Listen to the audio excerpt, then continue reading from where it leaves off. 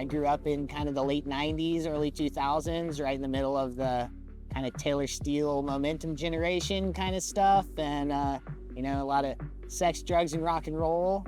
And so those were the guys that I looked up to, and that's what I started doing. That was the model that I followed, and it led me down some really dark paths for a lot of my youth and, well into my late 20s. And looking back, I really have, I believe I have God to thank for it, that I'm not, dead or in jail, because there were multiple times that, I would wake up in the morning at my house and walk outside and not know if my car was there, how I got there, where that dent came from on my car. And I remember just thinking from time to time, man, I hope the cops don't show up later saying that that dent's from me hitting somebody. The most impactful thing that happened to me was me meeting my wife. I knew there was something different, and so as we started dating and getting closer, we started talking more about faith, and started trying out some local churches, and really, with her encouragement, we were able to find a local church that was being launched out on our beach.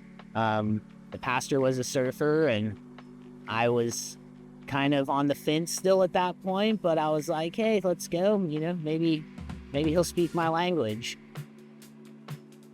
I was out in the water one day, and this guy who I had surfed with, honestly, my whole life, we were chatting, and he mentioned Christian surfers, and he invited me out to an outreach event that they were doing. And so I went out, and as soon as I got there, it blew my mind that the group of people that was there was people who I surfed with and talked with all the time. But I never knew that they were Christians or really had any idea about what this organization of Christian surfers was. And so after talking that day, I spent a couple hours with them. We prayed over our beach and, our community.